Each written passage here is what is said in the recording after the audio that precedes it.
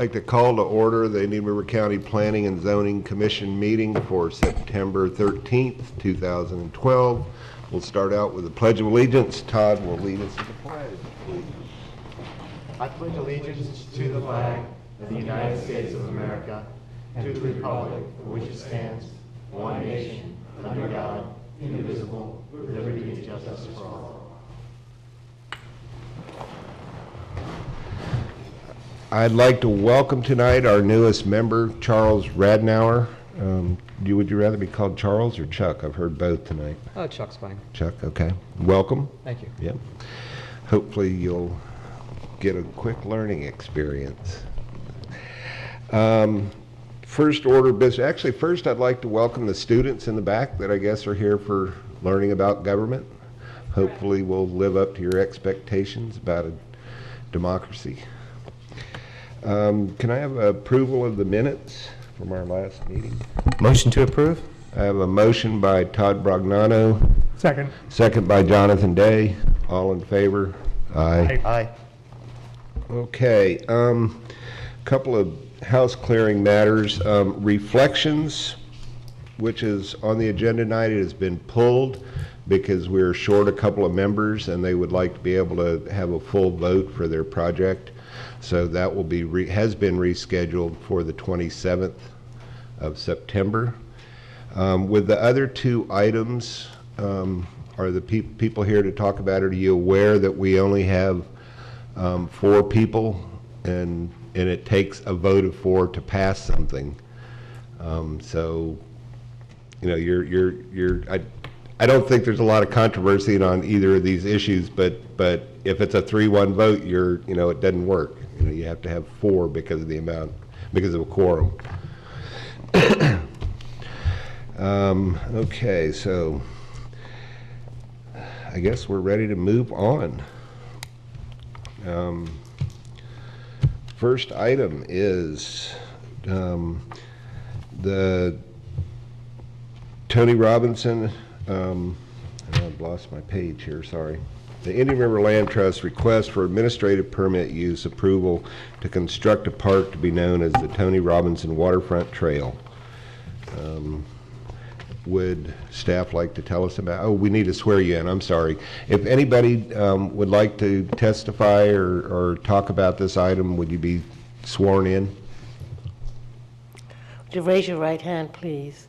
Do you swear or affirm to tell the truth, the whole truth, and nothing but the truth?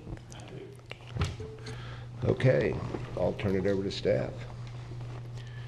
Thank you, Chairman Tripson. John McCoy with the planning staff.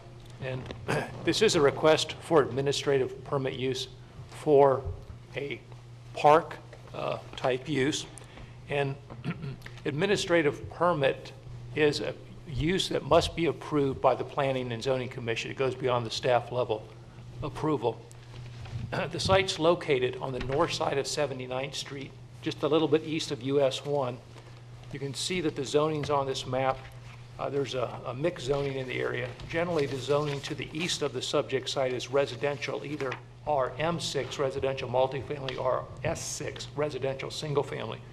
The zoning to the west of the subject site, between the subject site and US 1, is commercial, CL limited commercial. The next slide is an aerial, and you can see that the residential is pretty well developed. While it's zoned RM6, it's primarily single-family detached homes back through the subdivision. And then there is actually a little bit of, there's a small store there along US 1. It doesn't show up very well in this aerial. And then the subject site's outlined in red. And again, you can see the trails to the north that this facility will basically be providing a trailhead for that area. This is a more detailed area of the subject site. You can see the trees that are on the subject site, the growth. You can see the one house to the east, and then there's a vacant lot, and then the commercial building actually shows up a little bit better right here on this particular one in the parking lot that serves that commercial building. Some of the items I'd like to touch on is the site plan is for a stabilized parking area to serve the trailhead. It's limited in scale and low volume. The main reason it's here is for the use approval, not because of the the scale or scope of the site plan. No trees will be removed. It'll be well screened. The parking will also be screened from any adjacent area. It's consistent with the administrative permit criteria for this use. Staff is coordinated with the applicants, and the applicant and staff is coordinated with the residents. Generally to the east, there's 2 homeowners associations. We've coordinated with them. And the one condition is that the use of the facility be limited from dusk till dawn. This slide shows the scope of the improvements. It's a driveway, paved apron, stabilized driveway, stabilized parking, 6 parking spaces, a small retention area. Indicates all the trees will be preserved. Supplemental vegetation will be planted along the east side, along the property line here, to better screen the parking area from any of the residential uses. With that, I'd like to get to staff's recommendation, and staff does recommend that the Planning and Zoning Commission grant administrative permit use approval for the subject use with the condition that it be limited from operation from dawn till dusk. Thank you. Do any of the commissioners have any questions? Since this trailhead is opening up into it opens up hiking into a much, much larger area. I think it's 23 acres. That is the impoundment, the mosquito control impoundment. Are there any provisions for a kiosk and maps to help people who get out onto that impoundment? And those impoundments can be pretty confusing. So is there a map or some way to help people find their way back? I'm going to let the applicant speak to the provisions that'll be made as far as guidance and any signs that'll be out there as well. Would the applicant like to come forward? I would. I didn't stand up for the swearing before, but I swear to tell the truth and nothing but the truth. I'm Ken Rubens with the Indian River Land Trust, the Executive Director representing the Land Trust, 931 Starflower Avenue, Sebastian. The short answer is yes. On the proposed site plan, the detailed site plan, it does discuss the concept of a small trailhead kiosk. Exactly. That would be set back on the further back part of the property. That would have a map inside of plexiglass, as well as maps that people could take with them, and probably at a couple of key locations on the St. John's property. There might be a couple of places that say, trail this way, that kind of thing. But the map and the trails, as you saw in the aerial photograph, are actually established. So it's really pretty straightforward in terms of the finding your way in and back. Even on that impoundment, would the maps cover the mosquito control Yes. impoundment? Because it's pretty clear that people can find their way onto that as well. Absolutely, that's the intent.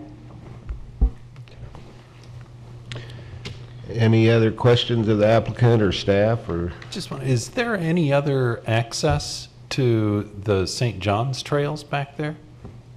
I believe the St. John's River Water Management District has their own vehicular access somewhere off of US 1 to the north of that small store that was referenced. Is that for the public or just for No. St. John's use? Okay. Right.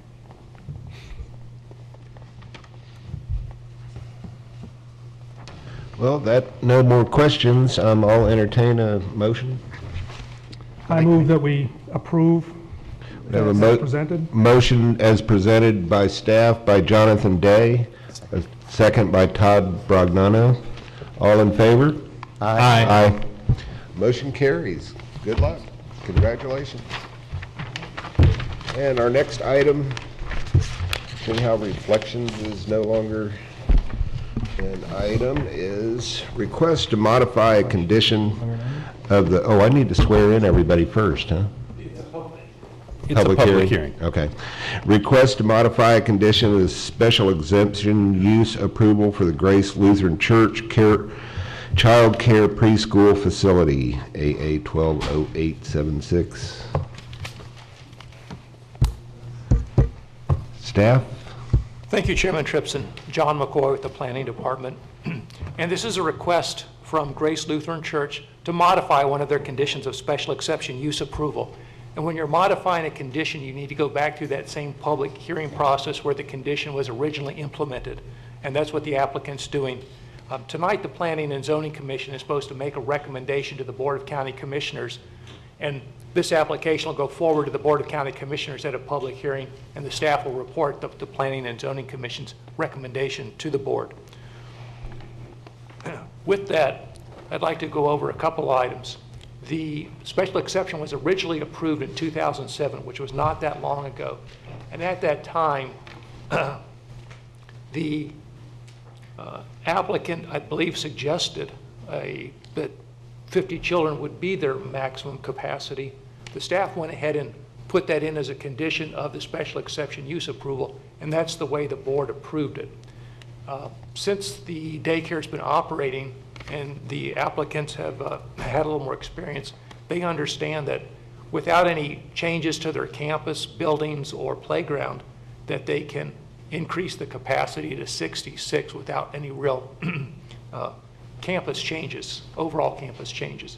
So they've decided to come back and seek approval to increase that capacity to 66. The staff in evaluating it, there hasn't been any history of complaints. Appears to be a compatible use with the area, and is supporting the request to go to 66. There's no new building area required and none proposed. Traffic engineering, in looking at it, has indicated that the addition of the 16 new students would be insignificant from a traffic standpoint, and no new or no off-site improvements are required. This is the subject site. It's at the southeast corner of 12th Avenue and 41st, 12th Street and 41st Avenue. And it essentially takes up the area that's shown there on the location map. The area surrounding the subject site is zoned RS6, residential single family up to 6 units per acre. When you look at the aerial, you'll see that it's predominantly single family detached homes surrounding the church, with the exception of 12th Street to the north, which is a thoroughfare plan roadway. This is the site plan, and again, this was the site plan that was originally approved. There are no changes proposed to the site plan. This was the 2007 site plan you're looking at. The blue areas are the buildings, the green areas, the playground, and again, that remains unchanged. With that, I would like to get to staff's recommendation, and staff does recommend that the Planning and Zoning Commission recommend that the board grant approval to modify the condition of the special exception use to increase the maximum number of children to 66. Thank you. Do the commissioners have any questions for staff on this issue? None? I do. Were all the neighbors notified? Yes, all the neighbors within 300 feet were notified by mail. There was an ad in the paper. There was a sign on the site. And no response? We did not get contacted by anybody. Okay. Would anybody from the audience like to comment on this with the applicant? It's a public hearing, Mr. Chairman. Oh, I opened a public hearing. If anybody would like to speak, sorry about that. Whatever. No? Okay. Is the maximum capacity 66 based on just building size? From what the applicant's saying with the state criteria, Okay. and reconfiguring their internal area, the maximum they can serve without really doing extensive renovations and really some significant improvements would be 66 is what they're telling us. Okay.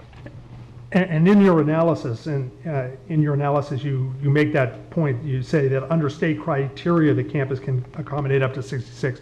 So do the state criteria override county? They work hand in glove, essentially. We would evaluate it at the local level as far as intensity from a traffic standpoint. The state criteria are more geared towards a lot of the internal areas where from a planning standpoint, we don't look at the internal areas, so. And the way those requirements work together is we want to make sure that the state requirements are met, and we verify that through our own process. So they have to meet both. Any other questions? None? I'll make a motion to approve staff's recommendations. Close the public hearing. I'm Close the public hearing and call for a motion. I'll make a motion to approve staff's recommendations. I second it. We have a motion by Brad Emmons and a second by Todd Brognano to approve. All in favor? Aye. Aye. Motion carries. Thank you. Commissioners' matters. That was one. No commissioners' matters? Planning matters? Just a few, Mr. Chairman. Again, welcome to Mr. Rednauer. Thank you. As you all know, we haven't had that many meetings this year, and as we look forward, though, I was telling Mr. Rednauer, he's joining at an opportune time because, a meeting tonight, but we also have some items for the 27th. I believe Mr. Hamner won't be able to make that meeting, but we will have some county-initiated comp plan amendments, the rezoning, and the reflections item that was deferred from tonight. Also, at the October 11th meeting, we will have some land development regulation changes coming through that are basically mandated for some new flood protection requirements. So we'll certainly have the next two meetings if you could plan on being here. Over the summer, since your last meeting in July, the Board of County Commissioners did approve some redesignation of conservation properties out west of I-95 that you all recommended for. It's going back to July action from the board. Other than that, nothing else to report, Mr. Chairman. Great. Attorneys' matters? None, sir. None? Well, I guess we can close the meeting then. We're scheduled for the next two. That's correct. We will have items for the 27th, and we will have at least one item for October 11th. Meeting adjourned. Thank you all for coming.